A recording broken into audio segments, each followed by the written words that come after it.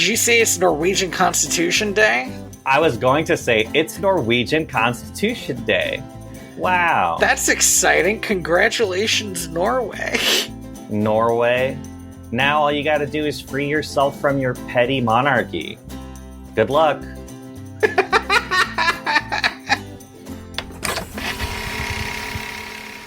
Welcome to Direct to Video VHS, a podcast where we pair movies like fine wine. The thing about Norway's monarchy is 100% going to be the cold open. I can't do anything else. What do we watch today? We watched The Plague Dogs. The Plague Dogs. Which is the second movie from Martin Rosen, I think is his name. Anyway, this is the second movie from this company and it was also based on a Richard Adams book. And it was bit of a downer. But I thought, I don't know if you agree with me on this, much more like followable than yes, Watership Down. Like a much more relatable, understandable story. It's a movie, is what I would argue that this is actually a movie and not like a weird reading rainbow segment for adults. Damn, but that other thing sounds more fun though. It sure does. And I will say, Watership Down, I think, was definitely like, I don't know, less dour. I know Watership Down has like this reputation of being like just a fucked up movie, but well, and that's the fascinating thing. It is in levels of blood and unsettling scenes a more fucked up movie, but this movie is more dour. Like, well, Tony, a man shoots himself in the face with a shotgun. Okay, so Andy, I understand why you might find that dour, but I could not stop laughing. Like, that felt like it was a scene out of a black comedy. This guy's just like, oh, look at this dog, come here, dog, and then the dog runs toward him and is like jumping on him, right? And I guess accidentally pulls the trigger. I was like, why was that safety off, sir? The gun was pointed at your face. Blows his face off, and then for the rest of the movie, there's at least one or two people who's like, those dogs killed that farmer. I gotta say, I don't know what Richard Adams' relationship is with the country folk of Scotland or wherever this movie takes place. I thought it was Wales, but it could be anywhere. It says Northwest England. Great. So I guess we're just both wrong. I think you're closer.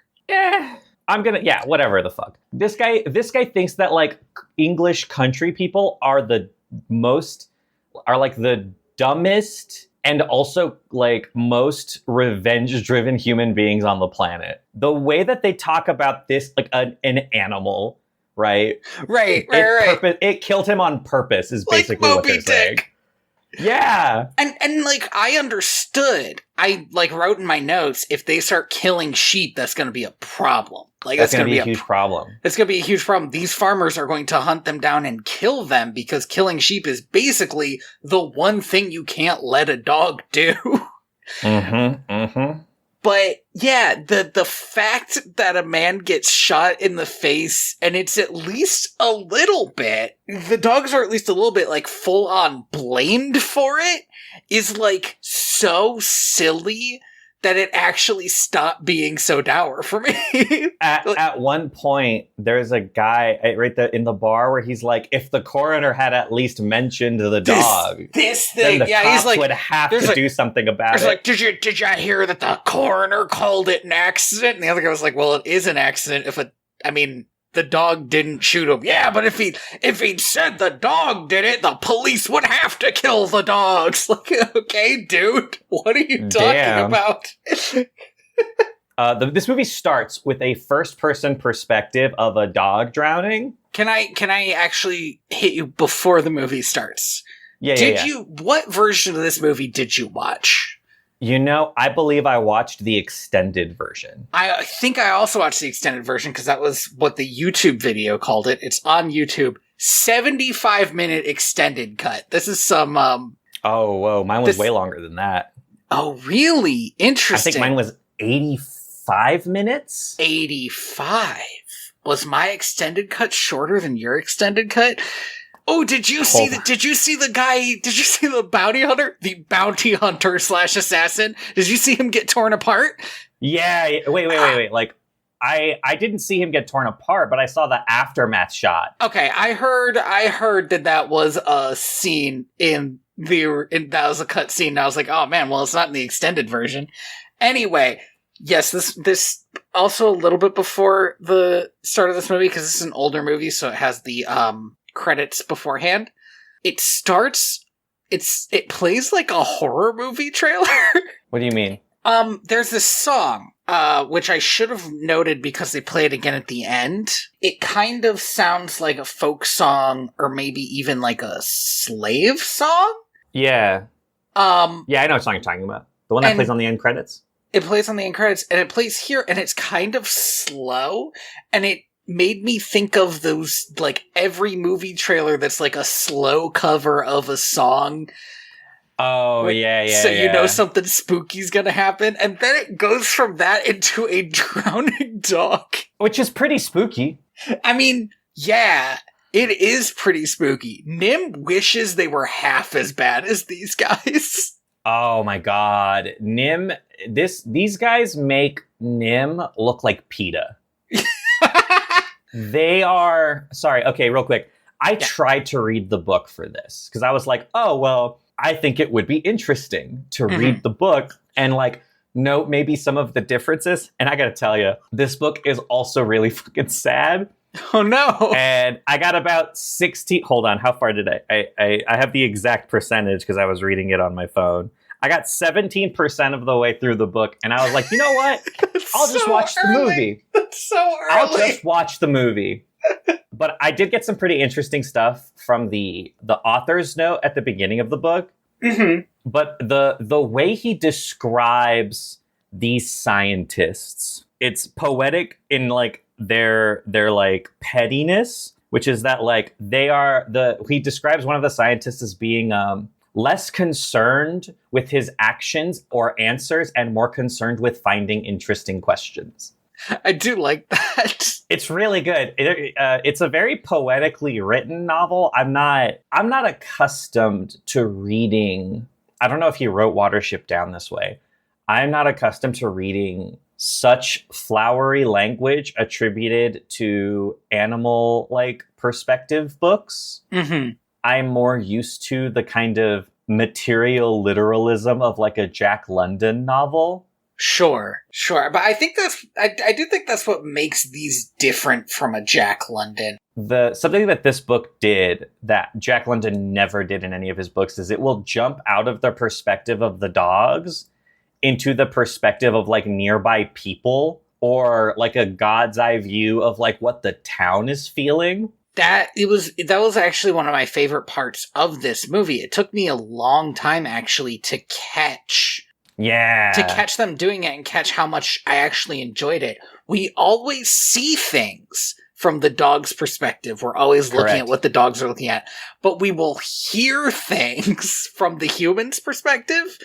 So the dogs will be, like, walking around hunting sheep or whatever, and we'll just hear humans talking about these dogs and their escape and the things that they're doing, and, like, oh, somebody from the news came in, like, this is turning into a national news story, stuff like that. And then, like, we'll hear the news reports. It felt very Stephen King. I don't know how to explain it. If you've ever read Carrie, I forget, because I don't think I have fully read Carrie. I think I've read parts of it. Is the story of Carrie only told through the perspective of stuff like newspapers, or is it that it's set up with, like, newspapers and stuff, and then it tells it from her point of view?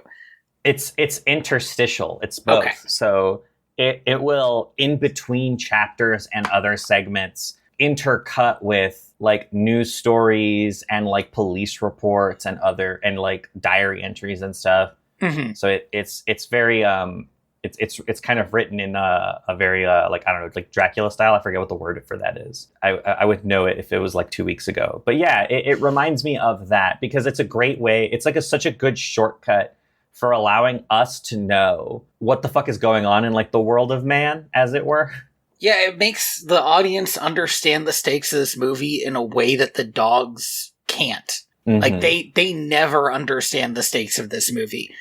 But back to this first scene. So this dog is drowning, right? Sure is. The scientists are testing his endurance and trying to increase his water endurance, the water endurance of this dog.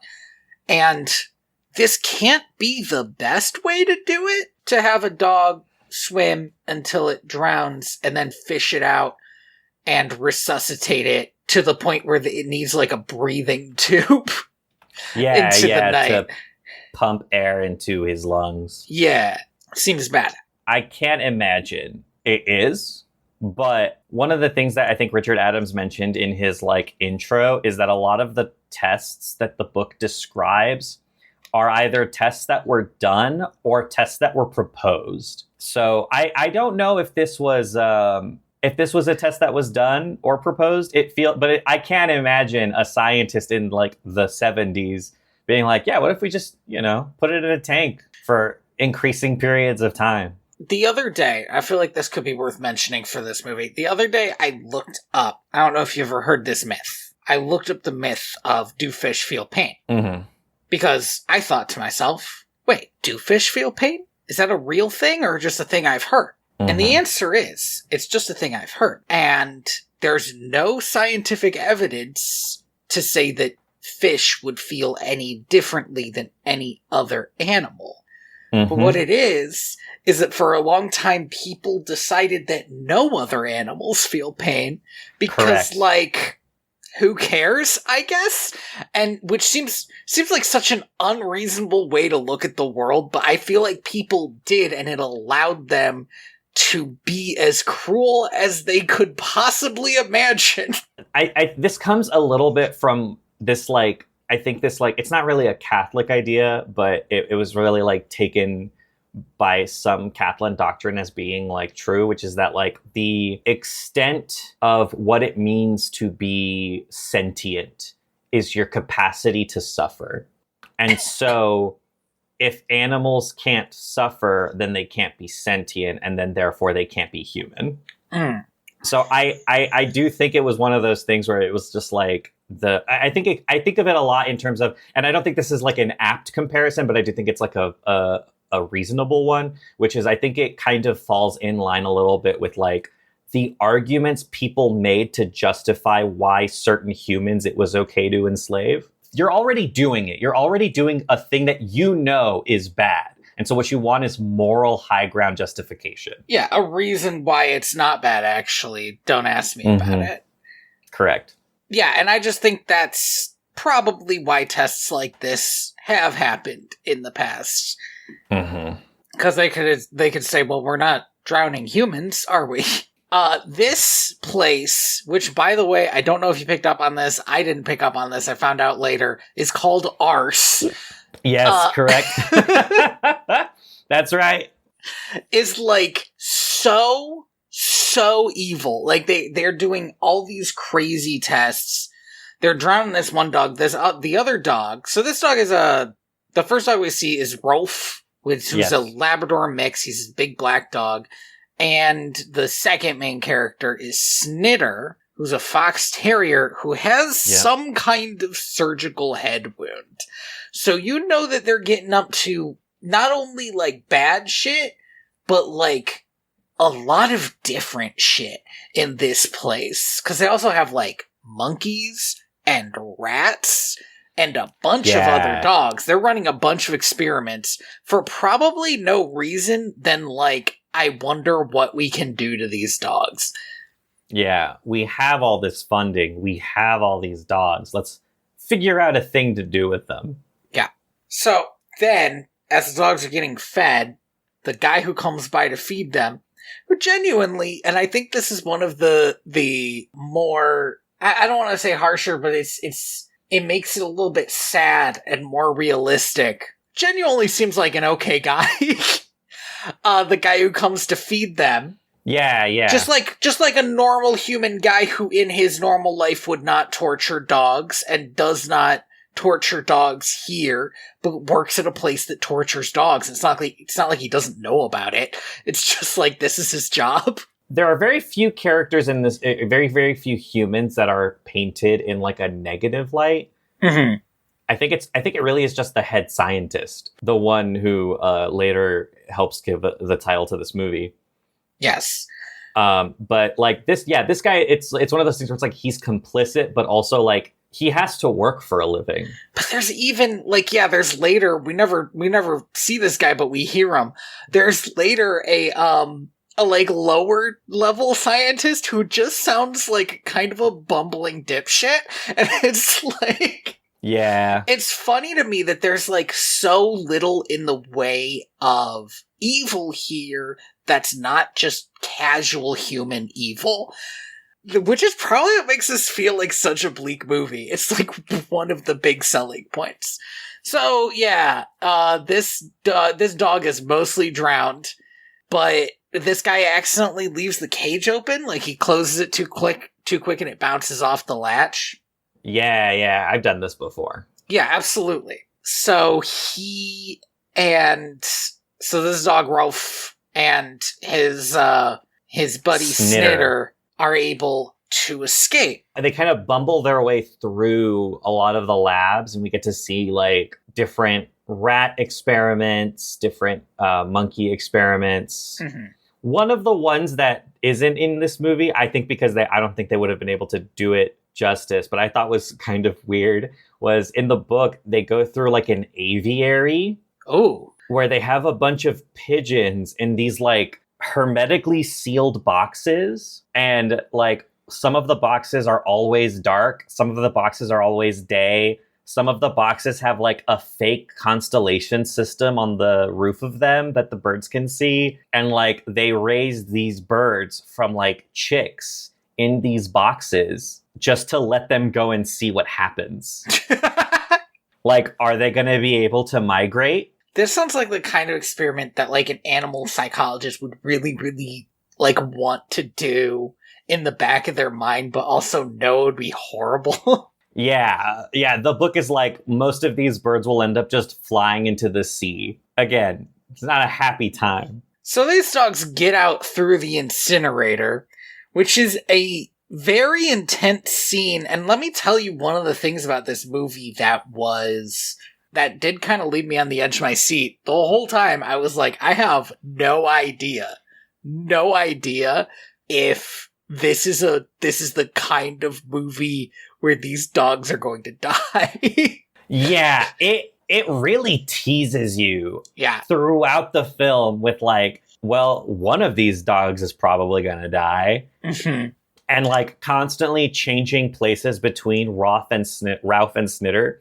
Right. Which one is the most in danger? So they get out and they're kind of tepid on how great that is. Like they love not being in there, but they don't know where to get food and stuff like that. And then Snitter falls asleep.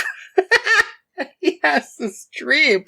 The dream sequences in this are cool. They're all in black and white. Yeah. Except I do think there's red in this dream too. Obviously, well, yeah, like because you do. Snitter.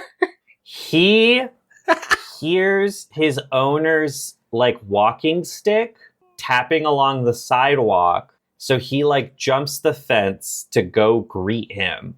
But when he goes to run across the street, there's like a car coming and his owner like runs over to pick him up and throw him out of the way, gets hit by the car and eats it. He's gone. His soul leaves his body. And then a woman screams. Okay. It is my opinion that this last bit has to only be in Snitter's mind. We can never know. But a woman does scream, "It was the dog! The dog killed him!" When, like, anybody would be like, wow, this guy died saving his dog. His dog, yeah. This would be, like, on the news as, like, oh, what a horrible tragedy, but also almost uplifting. Yeah, like, this man loved his dog so much, and then there would be, like a who wants to adopt this beautiful, poor little dog. Right.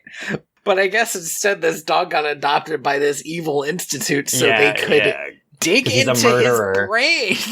Because he's a murderer, yeah. Yeah, they're trying to figure out the twisted mind of this serial killer dog. I mean, he is kind of a serial killer dog. Snitter is he's like the main character in a black comedy, and he doesn't realize it. Like, he's in like a Coen movie. Yeah, that's true. They wake up and they make their way into like a small town nearby. Mm-hmm. They get heckled by some people for digging through their trash, and then they make their way over to like a butcher shop, but because the butcher is wearing like a white apron, they're like, oh fuck, the scientists are after us. And he has a knife, and they appear to kind of know what a knife is. I think the problem is that Snitter is a city dog. He thinks a shop looks like a certain thing that does not look like a shop in the outskirts of the middle of nowhere, wherever the fuck they are. Yeah. It's not clear what Rolf got up to before all of this. Maybe nothing? Was he raised by these scientists? I don't know. He doesn't seem to know shit about shit, though. Yeah, I bet, yeah, it really seems like he just has always been there. Eventually, Snitter gives up on trying to find them new owners. Oh, not yet, because first they see these sheep, and the sheepdog's chasing them, right? And they're like, Snitter's like, I got it. Here's the thing. I actually love this scene. It's like, again, such a comedy of errors. They could have gotten new owners, probably right here, but they didn't. He sees the dogs chasing a sheep, and he's like, okay, this is like when they throw balls and sticks. Dogs out here chase sheep, so we're gonna do that. And they start chasing a sheep, and of course start like a sheep stampede, and the dogs start yelling at them in heavy North English accents that they can barely understand, which is so funny. That like I'm genuinely sure that part of the plot of this is that they can't understand these heavy accents. Yeah. And one of the dog calls them tourists, which I was like, devastating. Yeah. It's after this that they're like, I guess we're not looking for a new owner. They end up at like I don't know what to call it other than a smaller Stonehenge. Yeah, it's like a circle of stones, like some witches would be at. What are these things called? Standing stones, maybe? Yeah, you're right. This is a not American thing.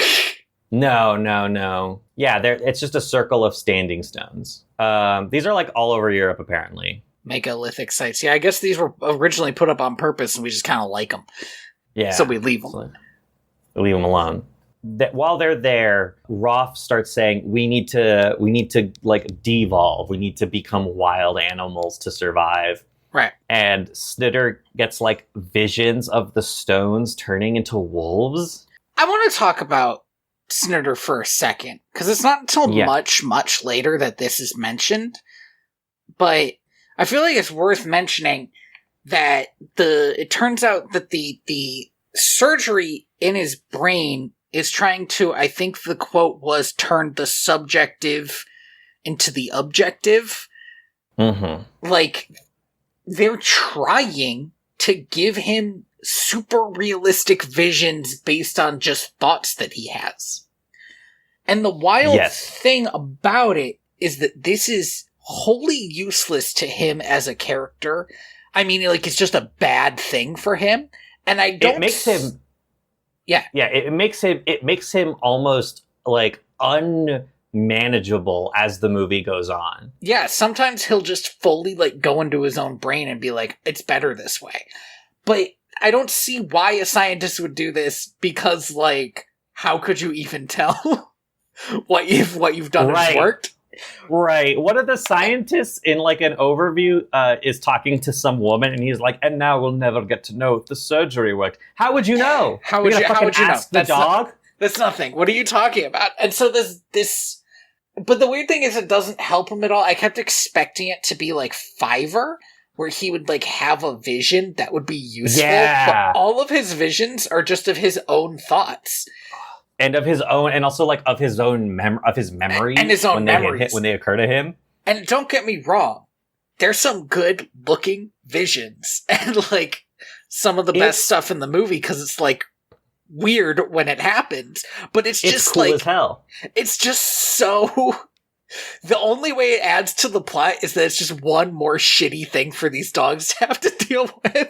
Yes, correct. Okay, at this point, they are hungry enough that they kill a sheep. Uh-huh. And Roth gets absolutely, like, battered by this thing. He got fucking owned. Which, yeah, I've seen a sheep. They can do that, no matter how small and fluffy they are. They mention a little bit later that it was like a 2-year-old sheep, like a grown, healthy sheep. Like, he didn't do what a smart wild animal would do, which is pick off one of the weak sheep. He went for like another big animal that could kick the shit out of him, and it kicked the shit out of him. They sure killed it though. There's definitely a sheep carcass over there.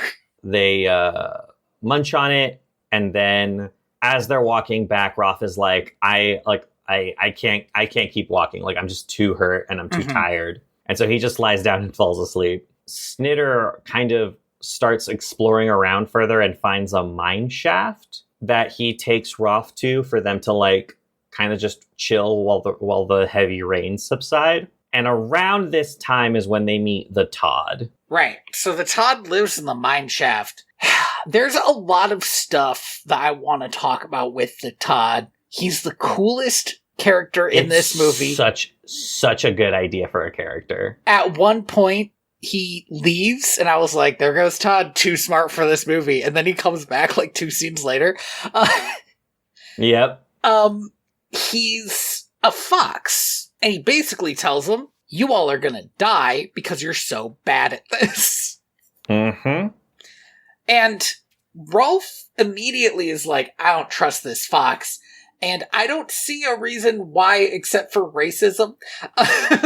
Why Roth doesn't like him? Why Roth doesn't like him. Because like, Labradors are gun dogs. Yes, but he's like, this is a thief. And I was like, okay. But Rolf doesn't have the memory of like any of this. So he's just immediately like, nah, fuck that guy. Yeah, I find it funny that Snitter, who's a fox terrier, a dog that hunts foxes, is totally cool with him. Yeah, he's like, yeah, I get it. Ride or die. Mm-hmm. And the Todd does become ride or die fairly quickly.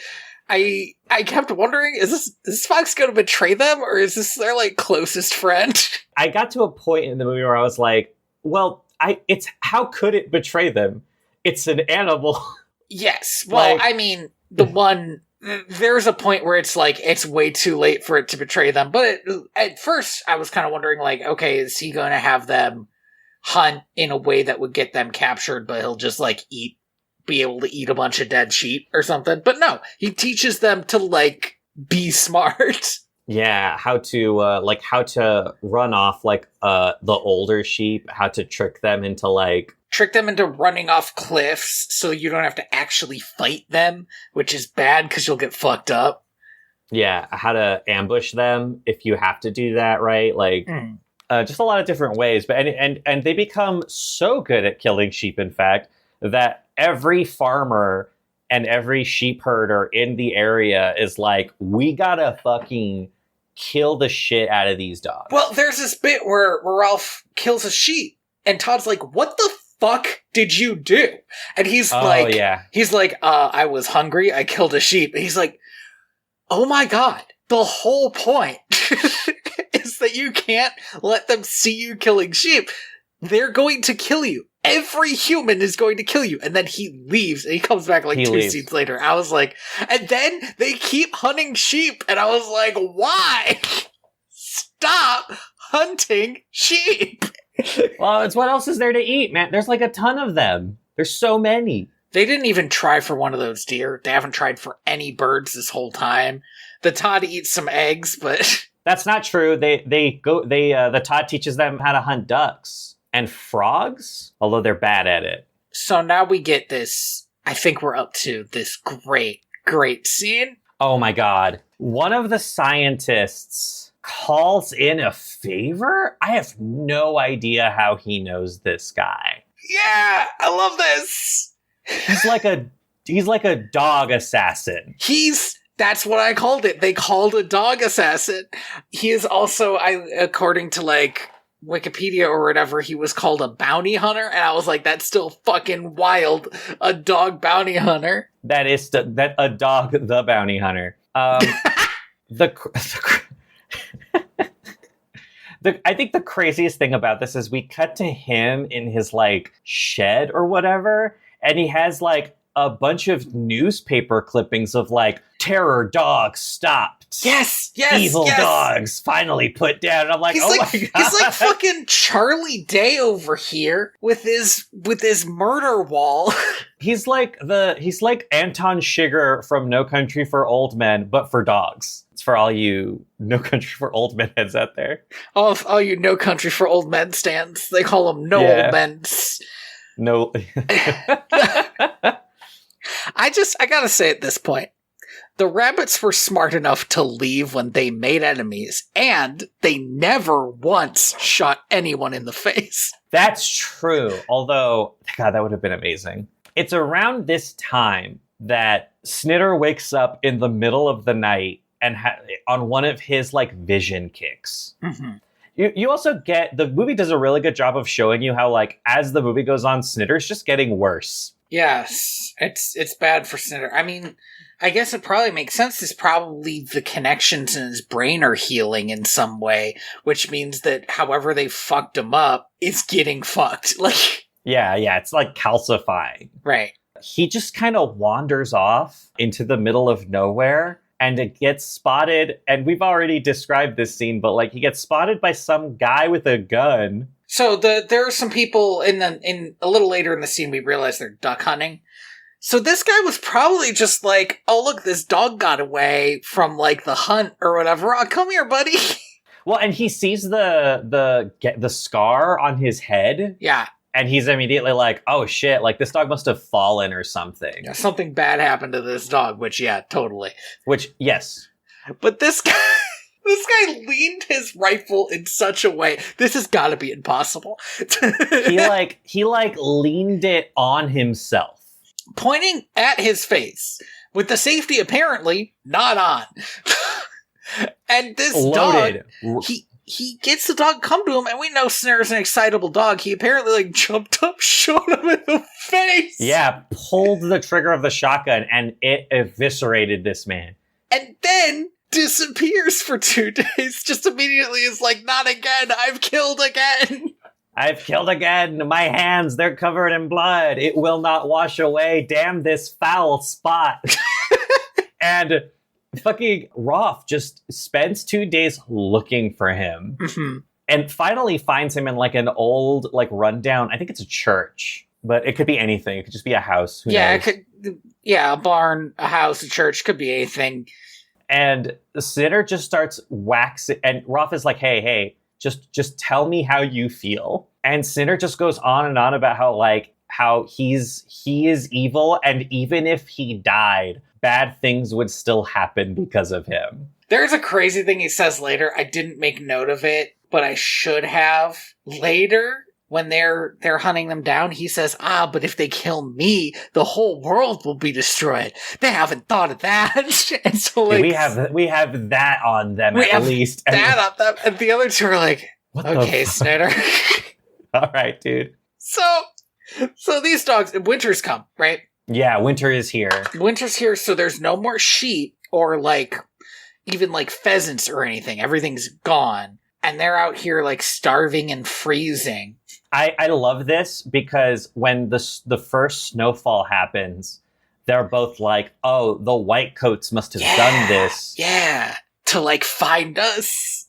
Because look, we leave tracks in the snow. They'll be able to find us no matter where we go. And then Rolf's like, no, they were too smart for their own good. Look, it's covering up the tracks. So good. It's so good.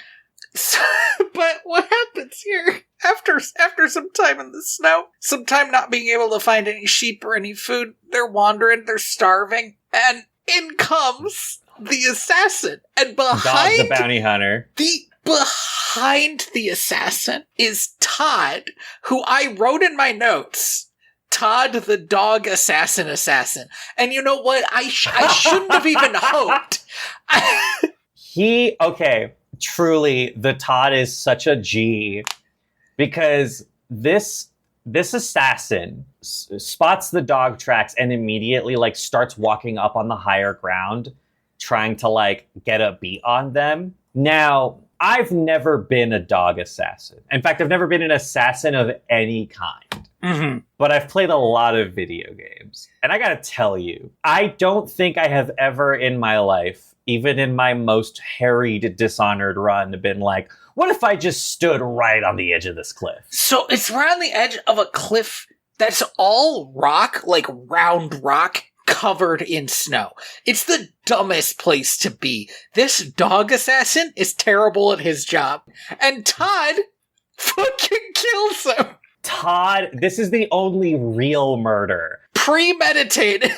Yeah, Todd's like you can see it in his eyes, the plan of like, I'm just gonna jump at him and hope this works out. Todd jumps at him, gives him a good snarl, and it causes him to biff his shot. Shooting off Rolf's collar, which is like, that's a little bit too Western for me, but all right, let's just keep going. Yeah. I in fact, the way that the shot is set up, don't even know how that physically was possible, but sure. Shoots off the collar, and then he falls to his death. So now they have food. That's great. Yeah. The Todd and the two dogs kind of like walk gingerly towards his body, and then we cut to like a rescue helicopter that's like shit talking this guy. Oh, you know what? I don't think I did watch the extended edition because I don't remember the rescue helicopter. Yeah. There's like a rescue helicopter that's like shit talking this guy. They're like, I cannot believe this motherfucker was stupid enough to go out in like near blizzard conditions. Yeah, I mean, this guy's an idiot. Yeah, they were like, I don't care how good he is at hunting. He's like an idiot for doing this. And then they like find the tracks in the snow and they're following them. And then they're like, oh shit, there's like something beneath the cliff. And then they turn on their lights and it's just this guy's like just absolutely fucked up, eaten corpse. It's pretty brutal. That does sound brutal. I did not see that bit. So I can understand why that was cut out from the normal release. Let me mention something that I feel like is kind of important, because we haven't mentioned it, and I think it technically happens a little earlier. It's hard to follow both the plot of what the dogs are doing and the secondary plot of what the humans are up to. Correct. But I'll just say this. These dogs don't have plague. They do not. But this is so dumb in a way that's not like, I don't believe this could happen. I kind of do believe this could happen. It's just that the people doing it must have to be so stupid. This animal testing lab, where they test different animals, some of which come from like exotic locations, like they have chimps in here, also is testing bubonic plague. And we don't know why, except it's 100% to use as a biological weapon. Right, correct. So they're testing biological weapon grade bubonic plague in the next room when they have the dog drowning testing one room over. And what they keep saying, is that like, there's no way they have the plague, but we can't say for certain that like, one flea didn't get it and then get on the animal. Because you can't say that, even though they know... Because you can't say that. Even though they know that they don't, they're like, but maybe they do. And it's freaking people out. It was never clear to me where the leak was, that they did have plague, but the news found out and started reporting it.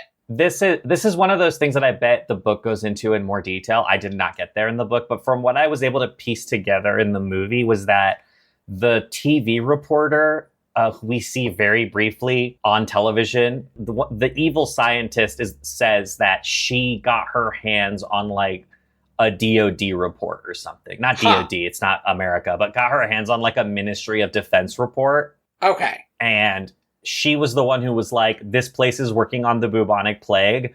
Do these dogs have plague? And in a scene that is truly amazing, she gets an interview with the head of the lab. And in the middle of that interview, he gets a phone call of the people telling him that his dog assassin has been It's found dead. eaten.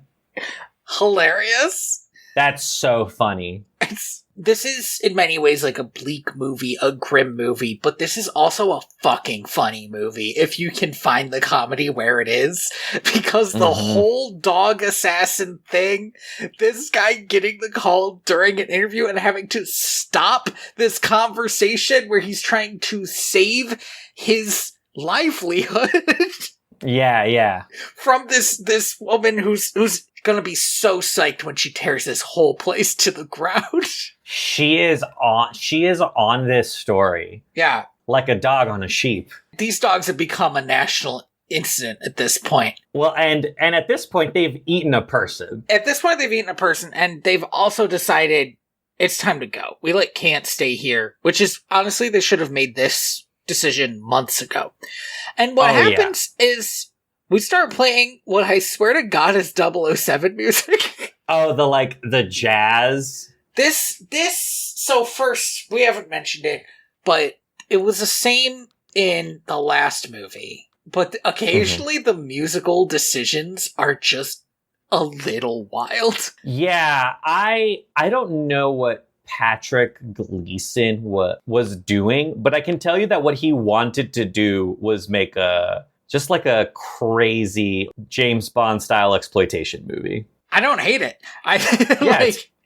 It's very cool. They're walking through a half melted creek and it's fucking playing music like they're about to get into a shoot off with Goldmember.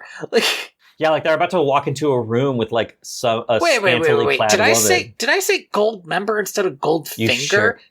Sure, Did I say the Austin Powers one? Yeah, dog. Yeah. Powerful that has stayed in my brain. I think it really says what is more culturally important to you. When I was a kid, I probably saw an Austin Powers, and I definitely didn't see a James Bond. I think that the two Austin Powers movies are easier to watch now than most of the James Bond movies. I don't think I'd watch any of them again. But also, I probably I probably wouldn't watch this movie again either. Yes, probably not. No. This is, I don't know how you feel about this movie. I'm sure we'll get to it, but I felt like this is one of those movies where I was like, this is fundamentally, I think, a good movie, and I never want to see it again. Correct. It is not quite as distressing as Grave of the Fireflies, a movie that was so distressing that I never finished it. But it's kind of on that spectrum of I'm glad that I watched it. I do think it's an important film in the history of film. But goddamn, do I never want to watch it again. So, Todd, ride or die. He's killed a man for these dogs now, and he's gonna get them out of here. He's like, I promised you two that I would get you out of here, and I'm gonna do it. Because the entire royal military is after them now. Now, I think, maybe it's just me, but I was like, why would you bring dogs to hunt these dogs if you genuinely think they have plague? I suspect that the military does not believe they have plague, but this has reached a certain point where they're like, this needs to stop, or else this is going to be an even bigger deal for us. So they bring a bunch of German shepherds, the kind of dogs that can hunt you down. The real dog assassins. And Todd kites 6 of them. Yeah.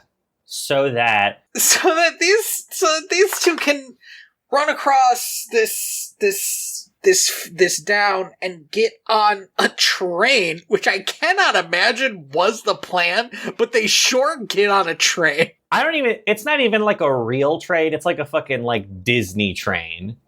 Yeah, it's like a tram. But they get on the train. The train is deactivated, but also still running. I don't know what that means.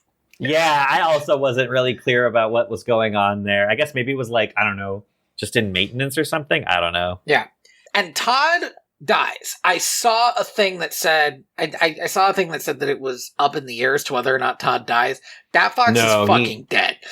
He fucking dies. A man lifts up a tail. Yeah, I saw somebody say like, it's unclear because he should have been torn apart, so maybe he was just playing dead. And I was like, no. He's dead. Anyway, so Rolf and, what the fuck?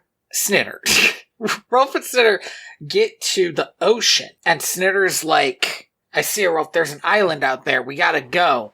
And he starts going, Rolf is like, cause he doesn't want to, because he hates the water, cause he keeps almost killing him.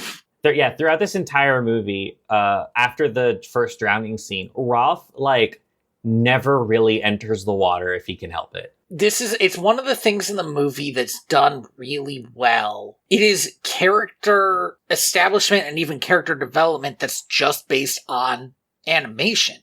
Like, there's this bit where they all run through a creek. Todd runs through the creek, so you know it's like a small creek. And then Snitter runs through the creek. And then Rolf jumps on a big rock in the middle of the creek. And then jumps back across. Like, he won't touch the water, even though it's not a lot of water. But before, when they had to walk through a creek to hide their footsteps, he was sure doing it then. Like, so you know that it's not like, this is a fear he has. It's not wholly debilitating, but it's a fear he has because it's kind of rational. Yeah. It's a thing that he tells Snitter at the beginning of the movie is like, part of the thing that like gets him to like run away is the fact that he's like, I don't want to die in that tank. Yes, if he has to die, he keeps saying this too, he wants to die fighting. He's like, I'm not going to die unless I'm fighting. He doesn't want to die by drowning. He thinks if a man's going to kill him, fine, but he's going to kill him while he's being torn apart. Yeah. So they swim, and Snitter... I got a correspondence here from my very brave wife. Which is that the island that Snitter sees is a reflection of the moon on the water. Because Snitter sees an island that says that he sees an island and jumps into the water and starts swimming to it. Rolf is like kind of like touchy-feely about it, but then decides to go after him. And as they're swimming into the morning fog, I guess, Snitter just says, there isn't an island. I didn't see one. Yeah, I assume this is him gaining some rationality there. But Rolf says, no, there is an island. I see it, and keeps swimming, and makes Snitter keep swimming. And then the movie ends. It fucking ends.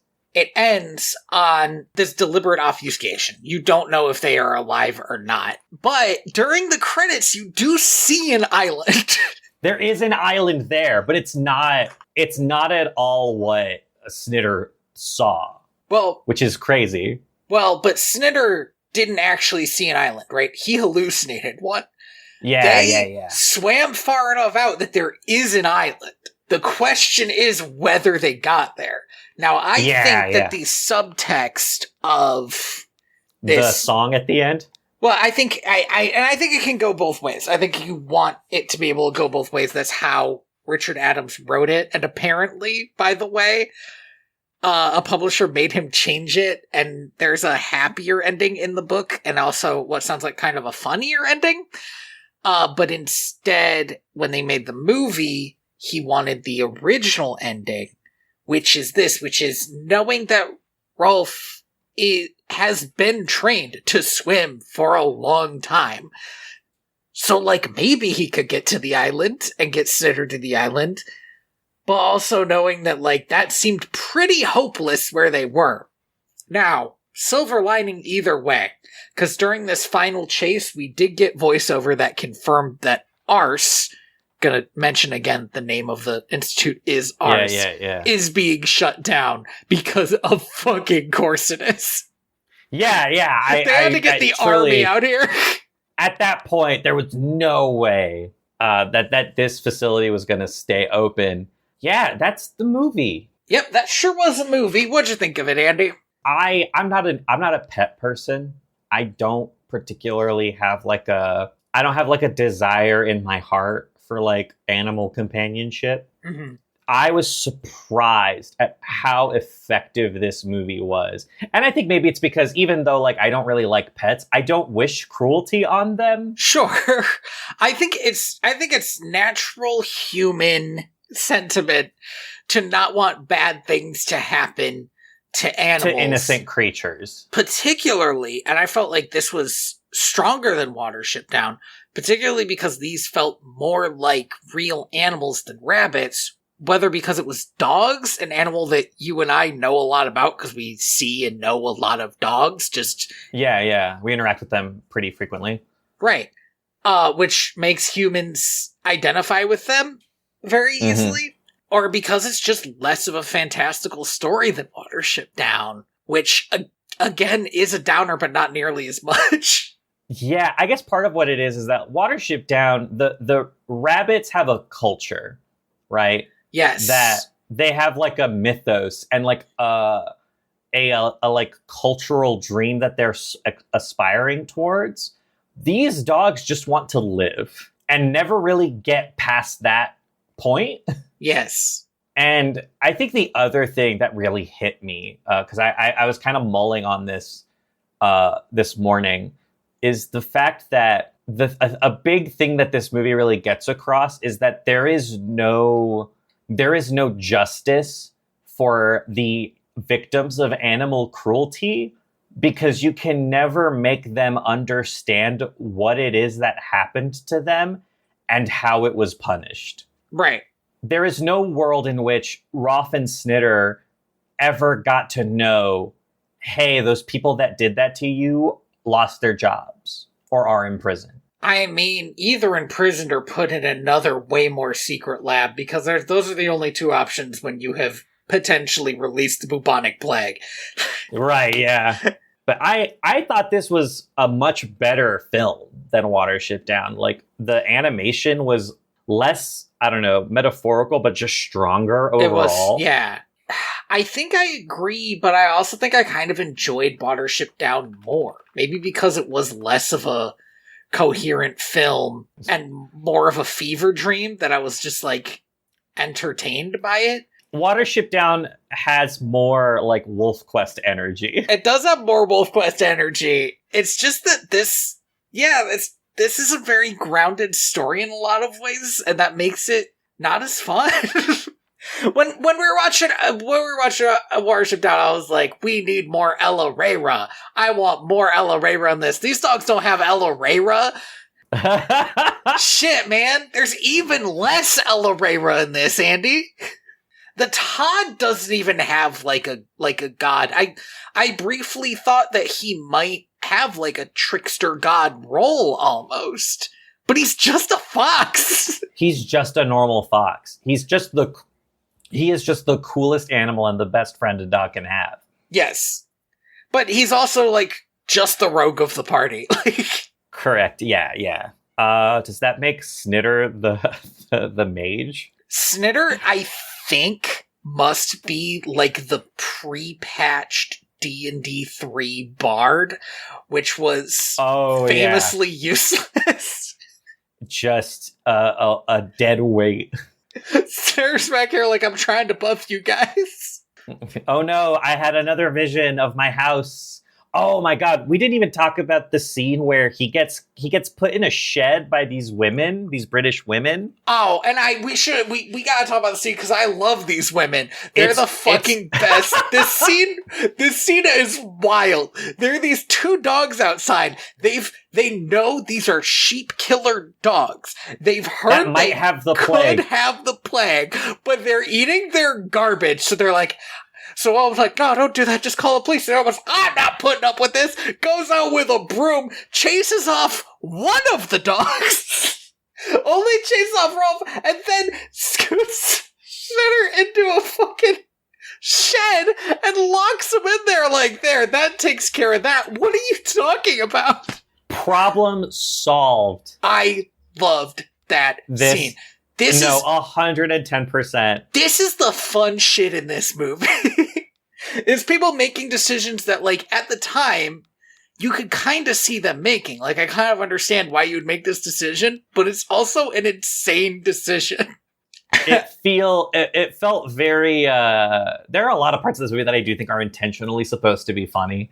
Then Snitter is like in this shed. This is one of the coolest scenes in the movie. Yes. His memory of his house starts like overlapping with the items in the shed. Mm-hmm. So there's like a shadow that's being cast on the door in such a way that it looks like a cane. Yes. And then like he starts like seeing the like curtains and the blinds and the kitchen. It's so cool. And he says when Ralph and the Tide come to get him, he says, "I'm in my head again. I think I should stay here," or something like that. And Ralph says, this is maybe my favorite Ralph line, "This is no time for one of your turns." Yeah. Amazing. He does, and then God, he spends the rest of this is really like the moment when like Snitter just is completely. I think this is when he breaks for sure. Yeah, he breaks for sure because he spends the rest of the movie just like mumbling, like I should have just stayed in my head. It was better there. And at one point when they're hiding from the army, the Todd tells Roth, just make sure whatever he does, he doesn't start screaming. Yes. Because we can't deal with that right now. It's so, I mean, Snitter will remain one of the stranger characters to me because I just don't see any reason for him to be broken in this way. If he had like PTSD, then I could understand it as like metaphor. I wouldn't even be a metaphor, it'd just be PTSD, you know? But he doesn't. He has like somebody cut up his brain. And so he just perceives reality wrong. Like, that's it. It's so, I don't even know how to say, but like it's unimaginably cruel. Because I guess here's the other thing is, even if they did this and they could prove that it worked, what use does this have? Yeah. What are you gonna like? Oh, and now we're gonna create fucked up human beings who see their thoughts in reality. Right. In fact, the only thing I can think is maybe that's supposed to, knowing this about Snitter is supposed to suggest that maybe they do survive because it would mean that his visions actually helped them literally once. But I don't know. Maybe they just didn't because he has bad visions that don't help anybody. The tone of the film is such that all I can believe is that they fucking died out there. Because even if they got to an island, right? Like, what next?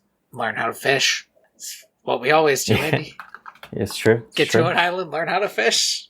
Thank you for listening to Direct to Video VHS. I've been your host, Tony Robusto. I've been your host, Andy Reyes. You can find me at inspiredbytrueevents.org, and you can email us at mail@direct2.video. And you can find me on YouTube at Ethical Games Journalism, where me and my beautiful wife, May, are playing through every Wii game in publication order.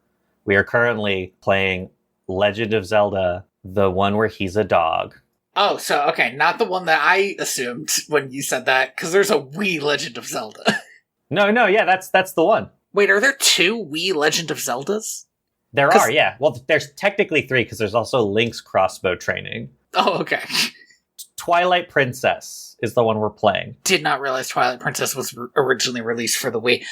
Well, it was released for the GameCube, too. Okay. That makes sense. That makes more sense to me.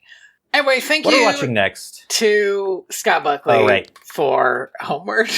What are we watching next? What a good question. Let me open this up, because this is the year of talking animal movies. Are we going to get one that's not depressing next? No, we can. I can change it. Let's do this. I'm gonna move up one of these. This is just gonna infuriate me, though. I mean, I don't wanna watch Rover Dangerfield. Maybe is that what we want to do? We could do Rescuers. I mean, I feel like it would be Is that a happy movie? I mean, it's a Disney movie. It's much more happy than these ones. I think it'll be a good palate cleanser, genuinely. Okay, we'll do that. We'll watch The Rescuers. I don't know if I was up for for these other ones. Any of these other ones. I don't think I've ever watched The Rescuers. Oh, really? I had Down Under, I think, on VHS for a short amount of time, and I was obsessed with it. And now, here's the thing, is I have watched Rescuers Down Under, because I Amazing. also had that one on VHS, but I did not... I don't know what happens in the original. I think there's like a Cruella de Vil knockoff who has alligators, I want to say. Oh, that's sick. I'm excited for that. Yeah. And I am the ghost of John Smith. Now, today we done watched a real sad movie about dogs. Yeah, lore accurate. I forget the name of the rooster. who speaks in this manner. It's Alan and Dale. Alan Adale. Signing off.